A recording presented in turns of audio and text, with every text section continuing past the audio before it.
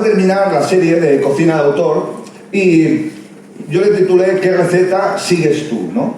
La verdad que en este último capítulo pienso que si estás aquí en esta mañana y igual es la primera vez que vienes, igual no eres seguidor de Jesús, o sí estás aquí y dirás, pues yo soy seguidor de Jesús, soy un habitual de la casa, o no, o simplemente eres de otra iglesia y estás de visita, no importa. Me gustaría que pensaras solo por un instante en un día del año que sea especial para ti. Un día del año que digas, este día hago algo diferente que el resto de días. Seguramente tendríamos más de un día, ¿verdad? Pero un día que normalmente todos celebramos de una manera especial y hacemos algo, ponemos ahí que es especial, no, es el día de nuestro cumpleaños. El día de nuestro cumpleaños normalmente pues solemos tener ahí una tarta, ¿vale? O que nos la han hecho, que hemos comprado, lo que sea o tal, ¿no? Y solemos celebrar, casi todos, solemos celebrar nuestro cumpleaños con regalillos, si puede ser, pero normalmente, aunque sea pequeña, grande, lo que sea o tal, con una tarta, ¿no? Si encima tienes a alguien, amigo, o lo que sea o tal, que encima hace unas tartas de esas espectaculares, ya te lo flipas, luces y dices, wow, esto es una pasada, ¿no? Pero normalmente suele ser un día, por lo menos este suele ser un día especial donde celebramos algo que, no sé, todo el mundo, más o menos todo el mundo, de una manera u otra, suele hacer algo parecido, ¿no? Es cierto que durante nuestra vida, en muchas ocasiones, hay momentos o días que son especiales y que de alguna manera, si falta algún componente, la cosa no va bien. También es cierto que a la hora de hacer, si tú eres de los que en vez de comprar la tarta, la haces tú, sabes que para ir bien habría que seguir, una receta. Si eres de los espabilados como yo, que no cocina prácticamente nunca, ¿no? Pues luego estamos ahí siguiendo los pasos uno a uno, como se salten un paso ya estamos más que perdidos. A veces aún sin saltarnos los pasos, ya estoy seguro yo que hasta nos podemos perder. Pero si tú no lo sabes hacer la receta de memoria y no la sigues al dedillo y empiezas a saltarte pasos, es posible que te pase como a mí, que luego salga ahí un pequeño desastre, que luego los demás lo notan, igual hasta no lo quieren, ¿no? Lo que me voy a referirte con esto es, siempre que vamos a participar de algo y más en un evento especial, ¿no? Por ejemplo, tú, si te vas a casar, la tarta de boda, la tarta nupcial, no se la encargarías a cualquiera, ¿verdad? O sea, ¿por qué? Porque dirías, no, quiero que sea de esta manera bonita y tal, que tenga un sabor. ¿Por qué? Porque es un día súper especial en tu vida. No dices, yo le dejo en manos de la tarta nupcial, que la haga el vecino, da igual. No sé cómo es tu vecino, ni si cocina bien. Yo al mío no lo conozco y tampoco se la pediría, ¿no? ¿Por qué? Porque dirías, es un día tremendamente significativo. Hay otros días del año que suelen ser también significativos, no sé. Por ejemplo, Acción de Gracias, algunos celebramos juntos, etcétera y tal. Es un día guay, es un día especial. Yo qué sé, el día de Navidad, ¿no? Si puedes celebrarlo con familia, con amigos, no sé, cada uno con alguien cercano. El día de fin de año, ¿no? Fin de año, guau, qué guay pasarlo con gente, a lo mejor cenar, e incluso, si eres de los que te gusta seguir la tradición y tal, ¿no? Pues nos acabamos comiendo las 12 uvas, ¿verdad? Estamos ahí a ver quién se atraganta, a quién no, quién lo consigue y tal, ¿no? Y si sobrevivimos con las 12 uvas para entrar el año siguiente, ¿no? Entonces, cada uno de alguna manera, hay cosas que dentro de nuestras rutinas culinarias, que además cada uno tenemos las nuestras, cada uno depende de donde seas, tienes tu prioridad de alimentos, lo que te gusta, etcétera y tal, ¿no? Quizá también tus costumbres, ¿no? La verdad es que todas estas cosas, ¿no? Siempre nos traen recuerdos. Sea porque nos pasan a nosotros, sea porque alguien nos invita, ¿no? Y creo que, tanto si eres seguidor de Jesús o no, todos disfrutamos de estos momentos especiales, ¿verdad? Todos disfrutamos de estas celebraciones que son de nosotros, o de alguien cercano, o de alguien a quien queremos, ¿verdad? En estos días celebramos la Semana Santa, ¿no? Y algunos comemos bastante en estos días, porque estamos de vacaciones.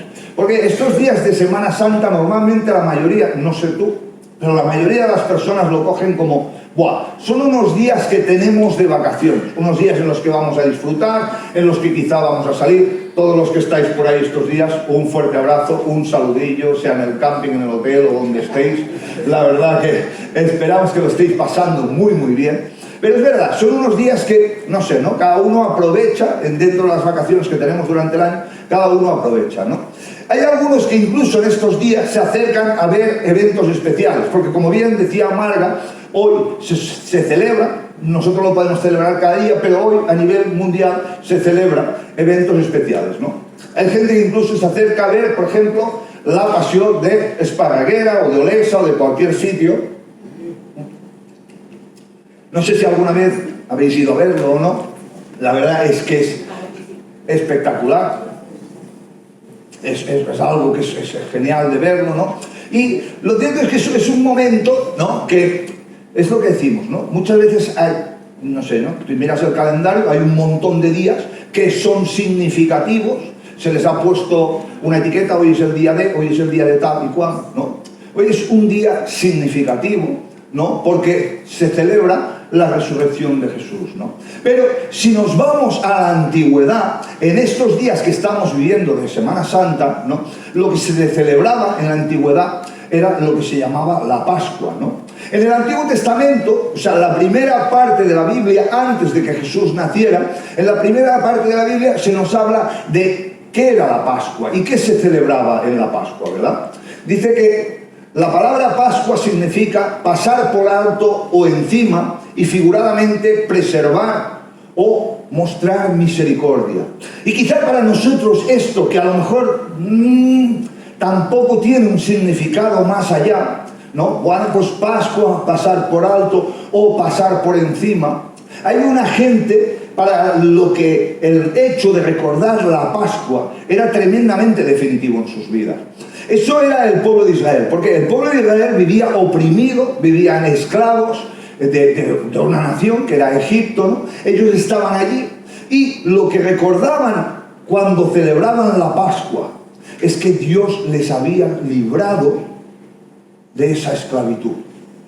La historia, si la vemos tal cual, como muchas historias que vemos en la Biblia, muchas veces nos parecen historias tremendas. ¿Por qué? Porque lo que era pasar por alto y tal era que habían pintado los dinteles de las puertas con sangre del cordero, ¿vale? Para que cuando pasara el ángel, ¿vale?, los primogénitos no murieran. Y cuando vemos algo así, a veces pensamos, ¡buah! La Biblia es un libro con unas historias que a veces parecen terribles y tal, ¿no? Solo una pincelada aquí en medio de todo esto. Me gustaría que a la hora de acercarte, si puedes, y simplemente te acercaras con la libertad de, voy a leerla, voy a mirar a ver qué nos pone y tal, tanto si eres seguidor de Jesús o no. Te invitaría a que simplemente dieras un cambio de giro a la hora de leer cualquier pasaje y pensaras, voy a leer esto como si fuera una historia de amor, una carta de amor de un padre que se acerca a contarle a todos aquellos que le van a conocer como cuánto les ama. Y es curioso porque empieza esta historia de Pascua en cómo un pueblo que nace ahí, cuando es liberado de Egipto y va a emprender un éxodo que le va a llevar a una tierra increíble, ¿no?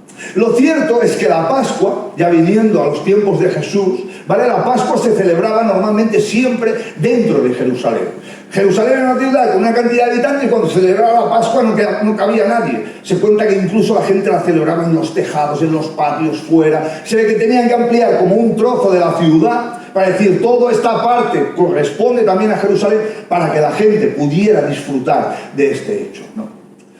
Y me gustaría llevaros solo unas pinceladas, porque aunque la gente, y a mí no me mola mucho esto de los días especiales, porque creo que todos los días en nuestra vida son especiales, pero pienso que si pudiéramos darle hoy una importancia o algo a un día como el que celebramos hoy, o que todo el mundo celebrará hoy, me gustaría darle simplemente un pequeño recorrido a lo que Jesús empieza celebrando.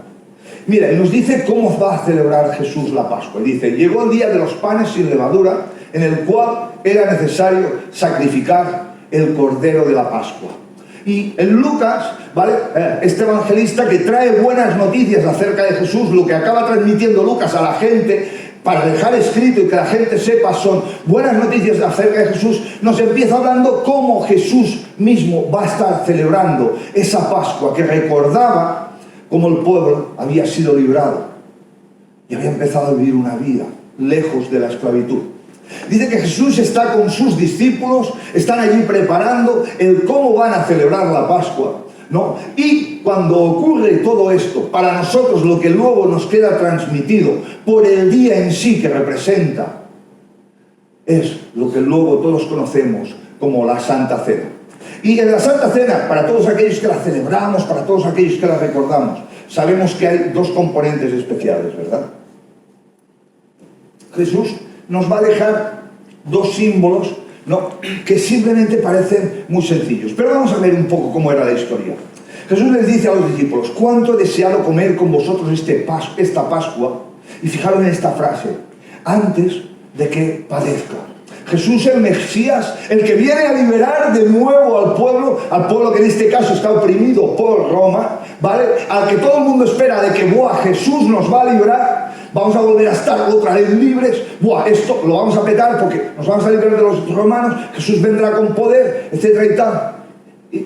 Y Jesús mete aquí unos componentes cuando ya está en estos momentos, que es antes de que padezca. Quizás si tú y yo fuéramos los discípulos de Jesús y estuviéramos sentados allí, pensaríamos: de que padezcan, no parece que no cuadra mucho, ¿no?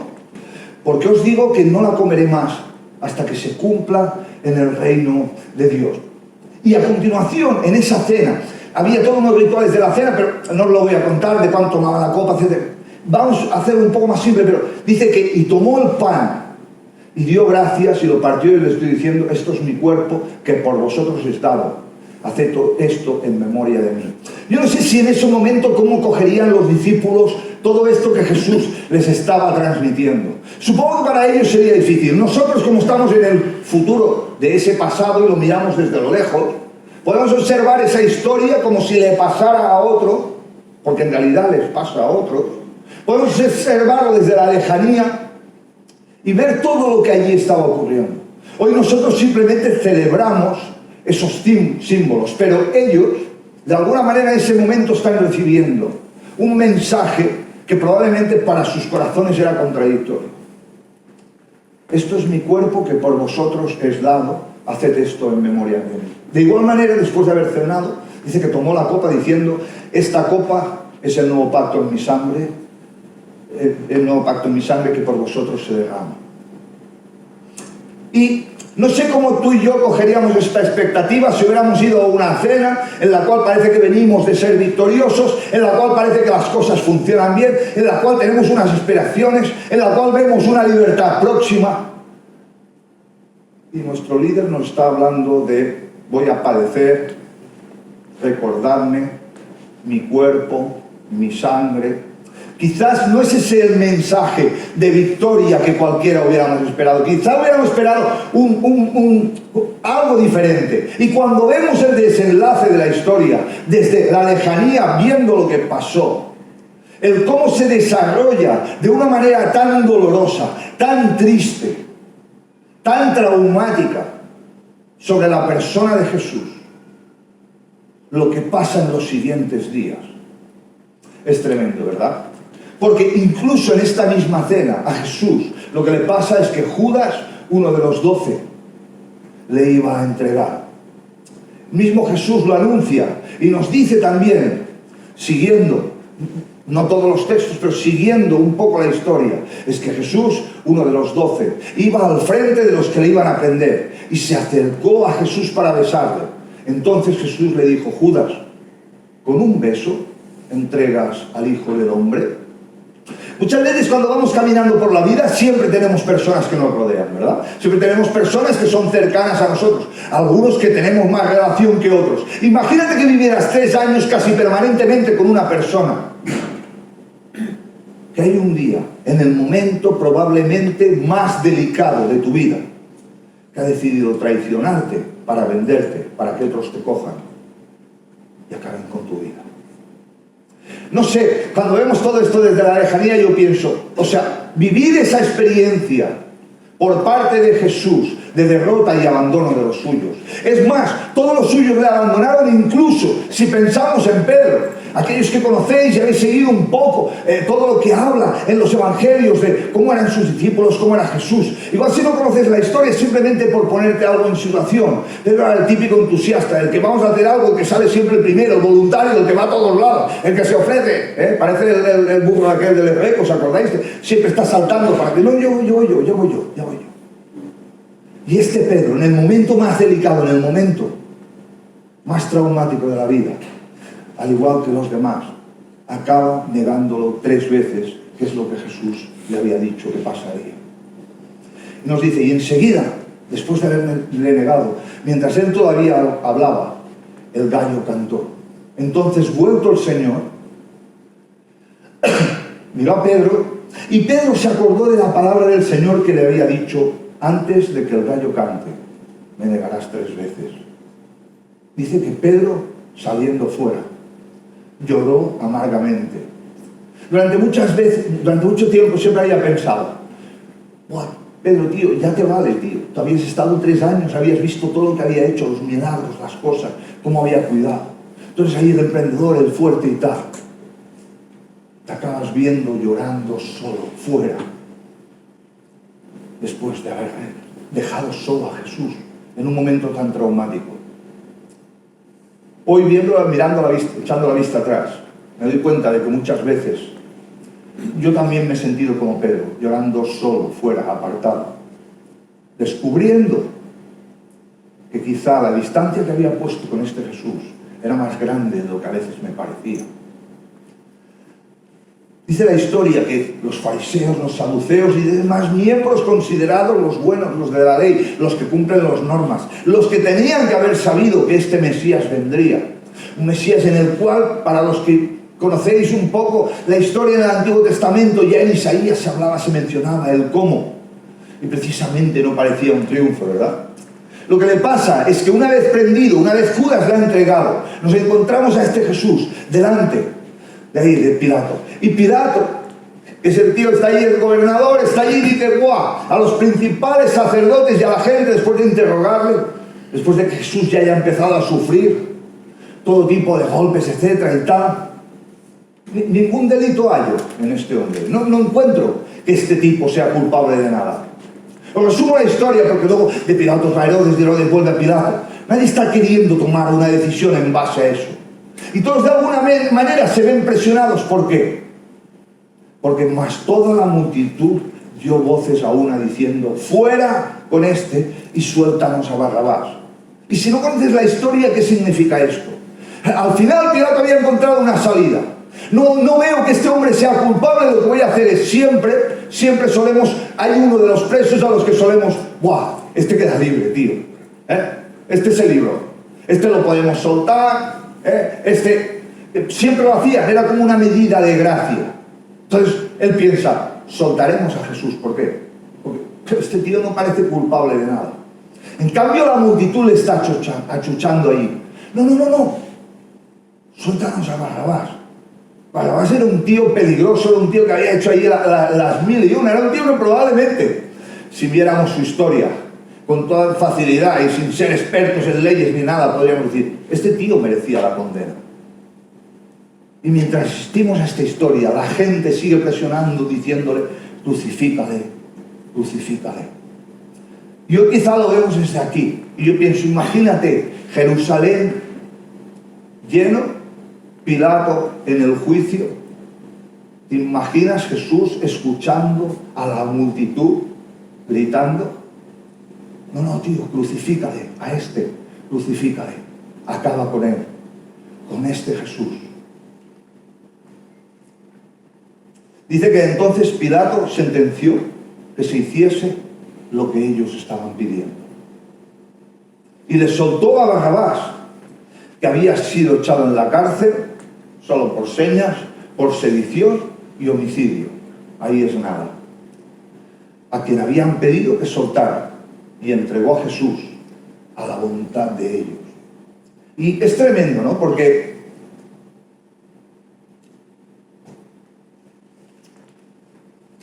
toda esa multitud había conocido a Jesús. le habían visto por allí. Y en cambio, su reacción, ¿cuál es? No, suéltanos a este Barrabás y a este Jesús, crucifícale.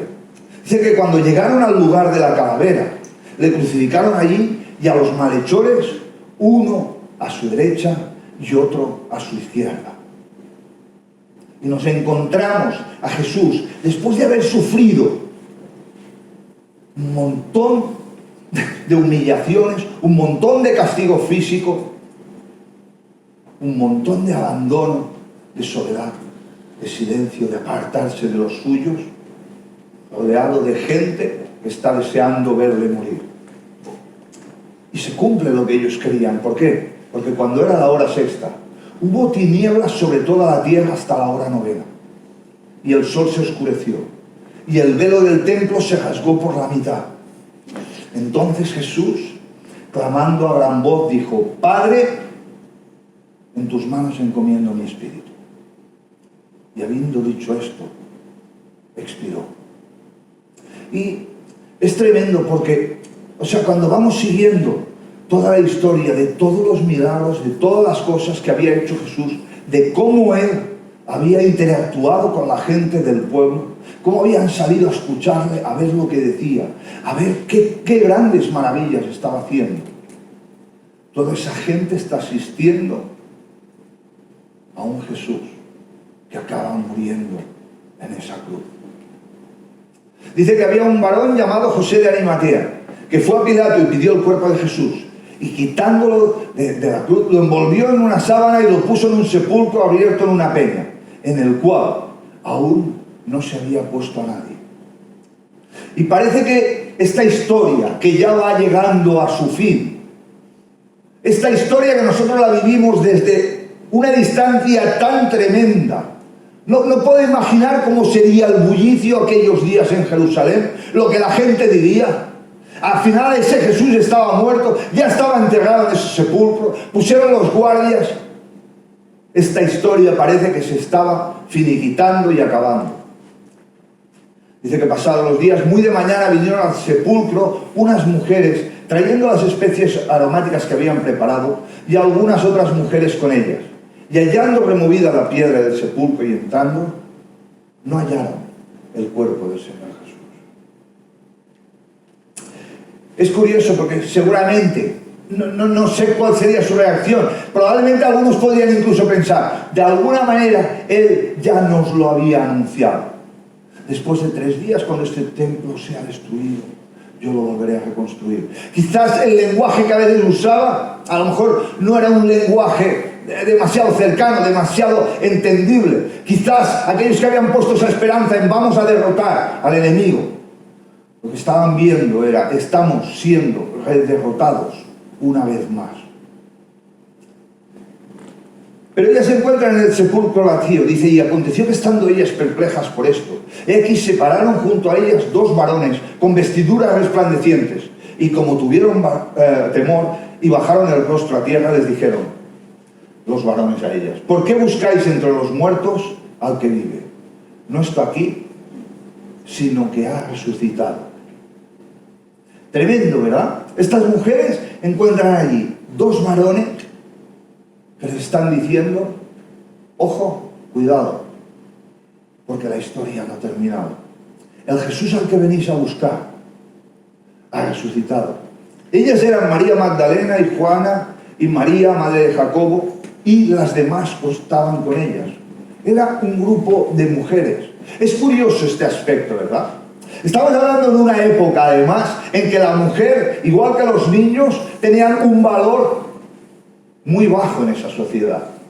Un valor que Jesús había cambiado de manera totalmente increíble, dándoles un lugar a ellas y a los niños, dándoles un lugar muchas veces preferente, escuchándolas, teniéndolas, siendo cuidado, enseñándoles.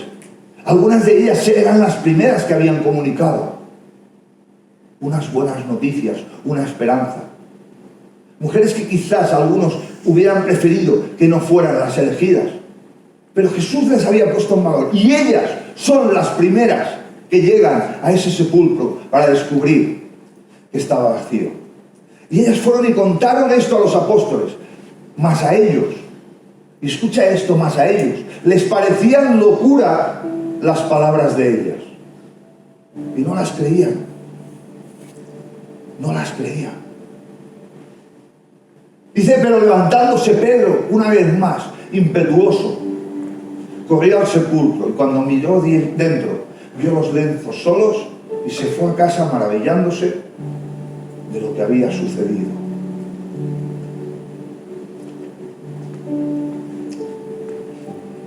Y quizá en este día que hoy se celebra como un día especial para mucha gente, como un día más del año, un día de resurrección, un día que viene precedido de 3 días anteriores, que yo no sé tú, pero si tú y yo hubiéramos sido uno de los discípulos, probablemente hubieran sido 3 días de vacío total, 3 días de vacío absoluto, de silencio, de derrota. Toda la historia que se había ido construyendo de golpe y porrazo se acababa de terminar. Todo lo que a lo mejor podías prever, voy a ser libre. Y ni tú ni yo creo que hayamos sido esclavos nunca. Pero si viviéramos hoy en día en una opresión, si viviéramos hoy en día deseando librarnos de... No podemos vivir bajo esa presión. Nuestra ilusión estuviera toda concentrada ahí. Te habías arriesgado, habías seguido a este Jesús. Sabías que las cosas depende de cómo podían pintar mal. Los fariseos, los saduceos, la gente de la ley, no le molaba nada a este tipo. Traía un mensaje demasiado contradictorio. Un mensaje que no hablaba de normas, no hablaba de seguir pautas. Un mensaje que hablaba de amor y de que en él todo podía cambiar y podía ser distinto. En el menú que cualquiera podía haber estado preparando, él traía un ingrediente diferente, un ingrediente único, especial, que formaba parte, de una manera totalitaria, del plato principal. Y es cierto, hoy celebramos el Domingo de Resurrección. Hoy desde la distancia, aquellos que creemos en Jesús, celebramos que Jesús resucitó. Y eso es lo que da sentido a nuestra creencia. No hay nada que pudiera dar sentido a nuestra creencia si Jesús no hubiera resucitado. Porque el mismo Dios vino a ocupar el lugar que nosotros merecíamos. Vino a sufrir lo que nosotros deberíamos de haber sufrido. Él podría haberse retirado, podría haber dicho, en vez que pase realmente esta copa de mí, no la quiero. Pero en cambio, en esta historia de amor que nos cuenta la Biblia, hay un papá mostrándonos cómo él va a dar a su único hijo para que ocupe tu lugar, para que ocupe mi lugar. Y eso cambia de una manera definitiva la historia de nuestra vida. Para todos aquellos que le creen, este día, el día de resurrección, es el día de la esperanza. Es el día en que se inicia un pueblo nuevo. Una gente que realmente va a poder ser libre. No de los romanos, no de los egipcios, sino de todo aquello que está encima de tu vida. Es una libertad diferente. En su resurrección, Jesús nos da la victoria para siempre por gracia. Y este término por gracia es un término muy curioso, porque por gracia es recibir algo que de ninguna manera ni tú ni yo mereceríamos. Hoy en día oímos hablar muchísimo de la gracia barata, la gracia cara, la gracia no sé qué y tal. Pero yo creo que la gracia simplemente es única. ¿Por qué? Porque cada vez que tú sientes o te sientes en algo bueno delante de Dios, en algo que tú aportas, en algo que no necesitas, en algo que estás cumpliendo, en algo, yo creo que eso se aleja del mensaje de la gracia. Porque la gracia en realidad es volver a descubrir cada día lo que uno siente cuando sale de la total desesperación para entrar en la victoria más absoluta que alguien ha conseguido sin que tú lo merecieras. Y creo que de eso se trata de vivir en Jesús.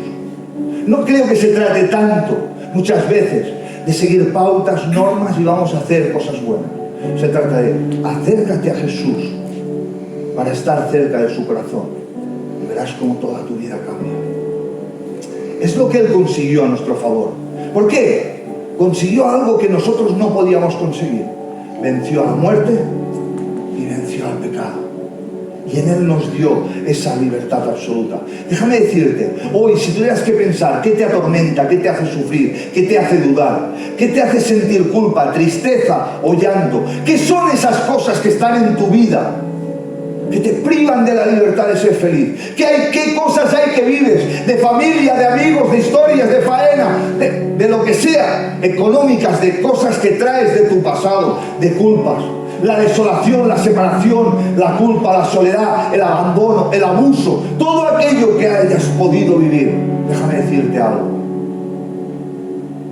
De una manera u otra, queda desplazado para siempre en el domingo de resurrección.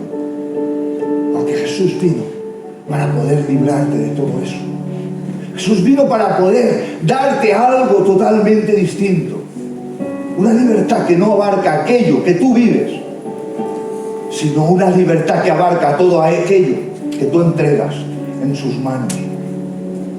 Por encima de todas las cosas, aquellos que somos seguidores de Jesús, entendemos que lo que más necesitamos en nuestra vida, sobre todo es a Jesús, es la cercanía con Él. Yo te digo, viéndolo desde la distancia, simplemente podríamos decir, como mira mucha gente, es una historia. Es un domingo de resurrección al año. Algo que unos celebran y puede estar hasta guay. Pero la oferta de Jesús es, puedes confiar en mí. Porque en mi amor te amo tanto, que ya te amo tal como eres. Ya vine a buscarte tal como eres. Y vengo a librarte de cualquier cosa que esté sobre tu vida. Y eso no quiere decir que por arte todo desaparece y los problemas desaparecen. No.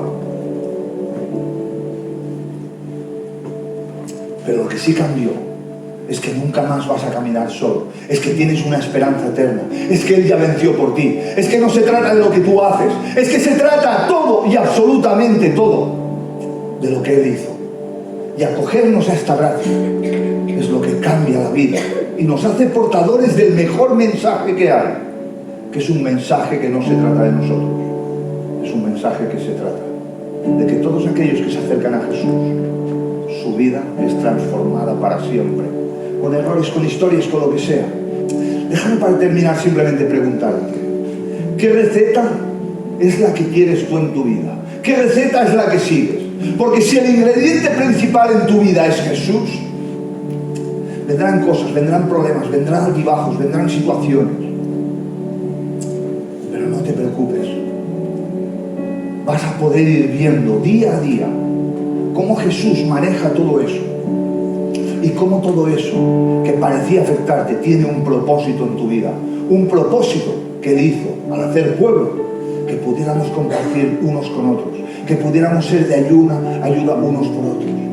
Si usas otro ingrediente principal, y muchas veces, no sé si a ti te pasa, pero a mí me pasa, muchas veces mi ingrediente principal es mi trabajo, mis preocupaciones, mis historias, lo pongo ahí en primer lugar, y luego a veces desesperado vuelvo a Él. No te preocupes, seguramente es la historia de tu vida y es la historia de mi vida, pero y aún y así, Él siempre está para decir, cuando tú te conviertes, cuando tú coges a Jesús como ingrediente principal, todo cambia. Cualquier preocupación la vas a ver de otra manera. Cualquier situación la vas a poder evaluar de otra manera. Si seguimos con el ingrediente que no es Jesús, probablemente te pasará como a mí. Muchas veces lo que estamos degustando en esa comida se convierte en amargo y a veces en más amargo. Pero para que eso cambie, solamente debemos volver a acudir al ingrediente principal, a Jesús en tu vida y en la mía. Hoy quizás en todo el mundo se celebrará un Jesús resucitado. Hoy quizás en todo el mundo la gente simplemente dirá, ¡guau! Es parte de una historia. Para sus seguidores, para todos aquellos que creen en Él, todos sabemos que la historia no terminó ahí, que la historia continúa, que la historia la podemos vivir, la podemos disfrutar, Somos hijos del mismo Dios. Hemos sido adoptados. Nos quiere con locura. ¿Qué más necesitamos para caminar? Porque como muy bien decía Marga, esto es corto y es transitorio. Pero un día Él volverá. Volverá en gloria. Volverá para rescatarnos. Volverá para darnos eternidad. ¿Quién puede ofrecerte eso? ¿Qué Dios vendría a dar su propia vida para hacerte vencedor? Cualquier religión te hablará de lo que tú tienes que hacer, de lo que tú tienes que cumplir, de lo que tú tienes que dar, de lo que tú tienes que mover. Y en cambio Jesús vino para decir: yo tomé el lugar que tú merecías en esa cruz, para darte una vida para siempre.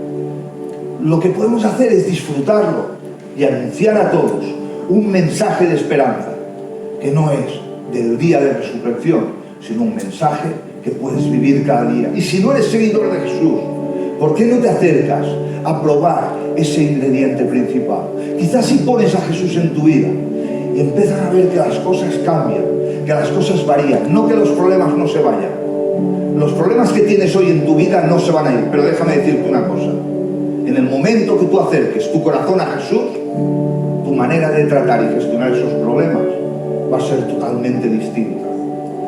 Y si no lo haces, y esto es lo que más me encanta de Él, vendrá a decir: no pasa nada, porque igualmente, aunque transites en amargo y a veces en dulce y vuelvas al amargo y hagas lo que quieras, conmigo la salvación está garantizada, porque yo pagué por ti y lo hice para siempre.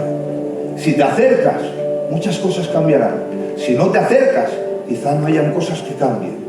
Pero déjame que te diga algo: cuando uno tiene un hijo, es hijo para siempre.